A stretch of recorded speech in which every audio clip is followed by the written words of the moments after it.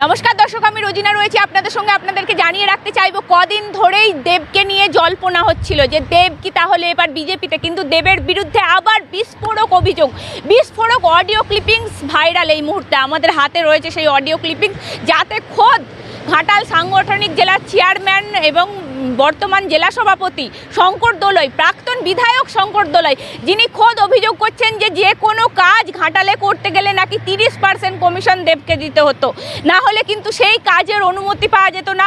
সেই কথা মমতা বন্দ্যোপাধ্যায়কে বলা সত্ত্বেও মমতা বন্দ্যোপাধ্যায় বলছেন ওই কাজ তোরা করিস না, ছেড়ে দে। এর আগেও আমরা এই রকম অভিযোগ দেবের সম্পর্কে শুনতে পেয়েছি যে 5 কোটি টাকা এনামুল হকের থেকে নিয়ে তিনি সিনেমা বানিয়েছেন। তাহলে এই মুহূর্তে দাঁড়িয়ে হিরণ চট্টোপাধ্যায় যে দাবি বারবার করে আসছিলেন, সেই দাবি এখন দেখা যাচ্ছে এই অডিও ক্লিপিংস যদি সত্যতা যাচাই করেনি বঙ্গ টিভি, তাহলে 25-75-এর ভাগ যেটা বলেছিলেন দোলা সেন, তাহলে সেটাই কি ঠিক?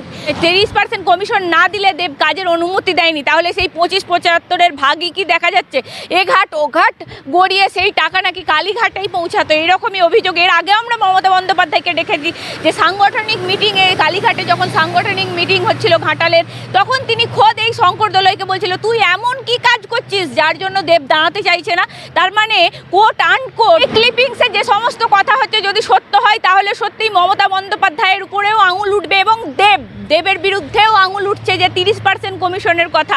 শুভেন্দু অধিকারী এবং হিরণ চট্টোপাধ্যায় এতদিন যে দাবি করে এসেছিল কোট আনকোট দেবকে যে চোর প্রমাণিত করছিল, তাহলে সেটা কোথাও এই অডিও ক্লিপিংসের দ্বারা প্রমাণিত হচ্ছে যে সত্যিই দেবের উপরেও অভিযোগ উঠছে। অভিযোগ সম্বন্ধে তিনি যখন এই অভিযোগ উঠছে, এই যে অডিও ক্লিপিংস এই মুহূর্তে ভাইরাল শঙ্কর দোলইয়ের 30% কমিশনের কথা, আমরা এই অডিও ক্লিপিংস নিয়ে হিরণ চট্টোপাধ্যায়ের সঙ্গে কথা বলার চেষ্টা করেছিলাম। তিনি খোদ জানিয়েছেন, কি বলেছেন তিনি আপনাদেরকে শোনাবো এবং অডিও ক্লিপিংসও আপনাদেরকে শোনাবো একবার। আমি দিদিকে মানে কি বলবো, এমন কথা বলেছি যে দেব আমার কাছে তার এমএলএ এমপি ল্যাড থেকে মানে 30% কমিশন চাইছে। দিদি বলছে তুই ছেড়ে দে, ওর কাজটা করিসনি, ছেড়ে দে। কিন্তু দিদি তো এটা, আমি তো দিদিকে বলেছি, দিদি তো এটা জানে, জেনেও তোকে সাপোর্ট করেছে। কেন করেছে না, ওকে আমার রাজনীতিতে প্রয়োজন। কাজেই ভালো মন্দ এখানে সততা বলে কিছু নেই, নেই কারো কাছে, সততার মূল্যও নেই। এখানে যে যত চুরি জুয়াচুরি বাটপাড়ি করতে পারো তাই হচ্ছে হিরো।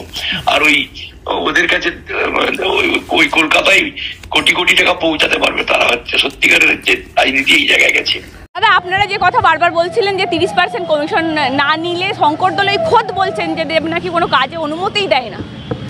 দেখুন, এটা তো আমি বারবার বলে এসেছি, গত 2.5 বছর ধরে আমাদের মাননীয় বিরোধী দলনেতা শ্রী শুভেন্দু অধিকারী মহাশয় বলেছেন দেব চোর, এবং আমি গত 2.5 বছর ধরে একটা ব্যাপারে সোচ্চার রয়েছি যে মানুষের কাছে একজন সাংসদ যে চেহারা নিয়ে রেখে দিয়েছেন, যে মুখোশ পরে আছেন, যে অত্যন্ত ভালো মানুষ এবং মিষ্টি মিষ্টি কথা বলেন, কিন্তু আজকে যে অডিও ক্লিপিং ভাইরাল হয়েছে, যেটা আমরা শুনলাম বা আপনি আমাকে শোনালেন, তাতে যেটা আমরা দেখতে পেলাম যে তার দলের নিজের নেতা শঙ্কর দোলই মহাশয়ের মনে হয় সম্ভবত ভয়েস, আমি যেটুকু শুনে বুঝলাম, আমি তো যাচাই করিনি, বলতে পারবো না সঠিক কি বেঠিক, বাট সেখানে তার নিজের দলের নেতা পর্যন্ত বলছেন যে তার সাংসদ 30% কমিশন না নিলে কোনো কাজ করতে দেয় না। এবং সেটা তিনি যখন তার মুখ্যমন্ত্রীকে জানিয়েছেন, দিদিকে জানিয়েছেন, তখন তাদের দিদি বলেছেন যে ওটা তুই কাজটা ছেড়ে দে, ওই কাজটা ছেড়ে দে, ওটা তোকে করতে হবে না। তার মানে এই যে অভিযোগ আমি গত 2.5 বছর ধরে বারবার করে এসেছি যে এনামুল হকের কাছ থেকে 5 কোটি টাকা নিয়েছে এবং ওখানে সাংসদ ল্যাডেতে যা যা কাজ হয় তার সমস্ত থেকে 30% কমিশন নেয়, এটা আজকে আমি বলিনি, 2.5 বছর আগে থেকে বলে আসছি। হয়তো দেবের ফ্যানেদের হয়তো খুব কষ্ট হয়েছে, তারা ভেবেছে যে না, দেব এরকম করতে পারে না। আমিও প্রথমে বিশ্বাস করে উঠতে পারিনি যে দেব এরকম কোনো কাজ করে উঠতে পারে বলে, বাট যখন তার নিজের বিধায়ক, প্রাক্তন বিধায়ক বলছেন, তার নিজের দলের নেতা বলছেন, এবং ঘাটাল সাংগঠনিক জেলার চেয়ারম্যান যিনি বর্তমানে জেলা পরিষদের মেম্বার, তিনি যখন এটা দাবি করছেন, আমার মনে হয় যে মানুষের এবার বুঝে নেওয়া উচিত যে তৃণমূল মানেই চোর। সে দেব হোক, সে তৃণমূল মানেই চোর, সে দেব হোক কি অন্য কেউ হোক, যে তৃণমূল করবে তাকে চোর হতেই হবে, এটা বাধ্যতামূলক। না, এটা তো ভয়ঙ্কর মন্তব্য করেছেন যে প্রাক্তন বিধায়ক মহাশয়, তিনি ভয়ঙ্কর মন্তব্য করেছেন যে বিষয়ে সিবিআই এবং ইডি দীর্ঘ এতদিন ধরে যে ইনভেস্টিগেশন চালাচ্ছেন, তাতে পুরোপুরি স্ট্যাম্প বসিয়ে দিয়েছেন তিনি, যে পুরো টাকা কলকাতায় না পৌঁছালে, মানে দিদির কাছে না পৌঁছালে, এরকম একটা মিনিং করেছেন, ইমপ্লয়েড সিগনিফিকেন্স আছে যে ওনার বক্তব্যের মধ্যে, যে ওখানে টাকা না পৌঁছলে কোনো নেতাই হওয়া যাবে না, বড় নেতাই হওয়া যাবে না। তো এটা ভয়ঙ্কর বিস্ফোরক মন্তব্য। এবং বাংলার মানুষ যেভাবে দেখে আসছেন যে পঞ্চায়েত থেকে জেলা পরিষদ থেকে শুরু করে জেলা সভাপতি, বিধায়ক, সাংসদ, মন্ত্রী, তৃণমূলের যে তৃণমূল করবে সেই চোর। মানে তৃণমূলের শিক্ষামন্ত্রী চুরি করে জেলে, খাদ্যমন্ত্রী গরিব মানুষের পেটের ভাত ডাল চাল চুরি করে জেলে আছে। এবং এখন দেখা গেল যে বাংলা ফিল্মের সবচেয়ে বড় সুপারস্টার, যাকে মানুষ নয় আমিও অত্যন্ত শ্রদ্ধা করি একজন অভিনেতা হিসাবে, তার অভিনয় আমার সহকর্মী, আমার বন্ধু এবং অসম্ভব একজন ভালো অভিনেতা, তিনি যে চুরি করে আসছেন এত বছর ধরে, গত 10 বছর ধরে, তার সাক্ষ্য প্রমাণ দিলেন তার দলের নিজস্ব নেতা। এটা একটা ভয়ঙ্কর মন্তব্য। এবং আমার যেটা মনে হয়, মানে আমি আরও বিষয় এটার উপরে ইনভেস্টিগেশন করব, আমি আরও জানার চেষ্টা করব যে 3টে সংস্থা থেকে তিনি যে রিজাইন করেছেন, সেই 3টে সংস্থাতেই কিন্তু বিরাট বিরাট দুর্নীতির খবর পাওয়া যাচ্ছে। 3টে সংস্থা থেকে কিন্তু দুর্নীতির, হাসপাতাল থেকে শুরু করে যে কটা জায়গা থেকে উনি রেজিগনেশন দিয়েছেন, প্রত্যেকটা জায়গায় দুর্নীতির বিরাট বিরাট খবর পাওয়া যাচ্ছে। এমন তো নয় যে ওই 3টে সংস্থা বিরাট দুর্নীতি হয়েছে সেটা প্রকাশ্যে আসার আগে তার জন্য উনি রেজিগনেশন দিয়েছেন, সেটাও হতে পারে। দলের নেতাই আজকে বললো, মানে যে অডিও ক্লিপিং আমরা শুনতে পাচ্ছি তাতে ওনার নেতা নিজেই বলছেন যে দিদি বলে দিয়েছেন কাজটা করতে হবে না, ও 30% কমিশন ওকে দিতে হবে, নাহলে করিস না।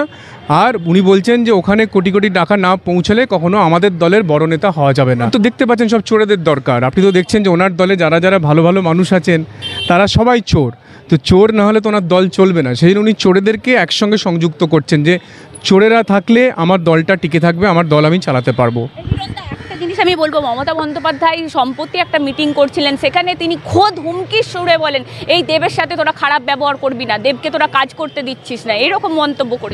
না, সেটা উনি শঙ্কর দলুইকেই বলেছিলেন। তার মানে শঙ্কর দলুই পুরো ব্যাপারটা জানেন, যে শঙ্কর দলুই যে উনি কদিন আগে মিটিংয়ে যেটা উনি শঙ্কর দলুইকে বলেছিলেন যে এই তোমার জন্য দাঁড়াতে চাইছে না, তুমি ওকে বারবার বিরক্ত করবে না, খারাপ ব্যবহার করছো। তার মানে এটা প্রকাশ্যে প্রমাণিত যে এই অভিযোগ শঙ্কর দলুই দিদিকে করেছিলেন যে 30% কমিশন না নিলে কাজ করতে দিচ্ছে না। তার ভিত্তিতেই পুরো ব্যাপারটা, প্রসঙ্গটা এসছে। এবং সেটা যে আজকে মানে আমি যেটা এবং মাননীয় শুভেন্দুবাবু যেটা আমরা বারবার বলে আসছি যে দেব চোর। এবং আপনারা কদিন আগে দেখেছিলেন যে দেবের নিজের দাদা কেশপুরেতে তিনি পর্যন্ত অভিযোগ করেছিলেন যে নিজের দাদা যে কেশপুরে বলেছিলেন, অভিযোগ করেছিলেন যে প্রধানমন্ত্রী আবাস যোজনায় বাড়ি পেতে গিয়ে তিনি যেহেতু কাটমানি দেননি সেজন্য উনি বাড়ি পাননি। তো ভাবুন, এর থেকে বড় লজ্জাকর জিনিস আমার মনে হয় না ভারতবর্ষের কোনো মানে ইতিহাসেতে ঘটেছে। এবং আমি সত্যি মানসিকভাবে অত্যন্ত দুঃখিত, ব্যথিত যে আমার একজন প্রিয় বন্ধু এবং বাংলা ফিল্মের সুপারস্টার তিনি যে এতদিন ধরে এভাবে টাকা চুরি করে এসছেন এবং মানুষের কাছ থেকে কাটমানি নিয়ে কাজ করে এসছেন, তার প্রমাণ আজকে তার দলের নেতা নিজেই দিলেন। যে অডিও ক্লিপিংস ভাইরাল, তারপরেই দেখা যাচ্ছে যে এই অডিও ক্লিপিংস ভাইরাল এই মুহূর্তে দাঁড়িয়ে, আর শঙ্কর দলুইকে বলা হচ্ছে তোর জন্য দেব দাঁড়াতে চাইছে না। মানে ইকুয়েশনটা কি? ইকুয়েশনটা একটাই যে ওনার ভালো ভালো নেতা নেত্রীদের দরকার নেই, ওনার চোর, জোচ্চোর, ডাকাত, গুন্ডা তাদেরকে দরকার, ওনার শাহজাহান শেখকে দরকার, ওনার ঘাটালেতে দেবকে দরকার। তো যারা চুরি করে ওনার মোটামুটি সাম্রাজ্যকে চালাতে পারবে, ওনাকে কোটি কোটি টাকা পাঠাতে পারবে কমিশন, সেই জন্য উনি তো প্রকাশ্যে বলছেন। আজকে প্রমাণিত হয়ে গেল যে উনি এই শাহজাহান শেখ থেকে শুরু করে এদের মতো চোর গুন্ডাদেরকে নিয়ে উনি ওনার দলটা চালাতে চান। এবং বাংলার মানুষ দেখুক যে বাংলার মানুষ যে ঐতিহাসিক ভুল করে ফেলেছিলেন ওনাকে আবার নির্বাচিত করে মুখ্যমন্ত্রী হিসাবে, যার জন্য বাংলার মানুষের যে আজকে দুঃখ, দারিদ্র, ঘরে ঘরে বেকার ছেলে মেয়ে বসে আছে, কারো কাছে কাজ নেই, কম্ম নেই, তাদের চাকরি চুরি হয়ে যাচ্ছে এবং গরিব মানুষের চাল ডাল চুরি করে নিচ্ছে, তাদের খাদ্যমন্ত্রী জেলে বসে আছে।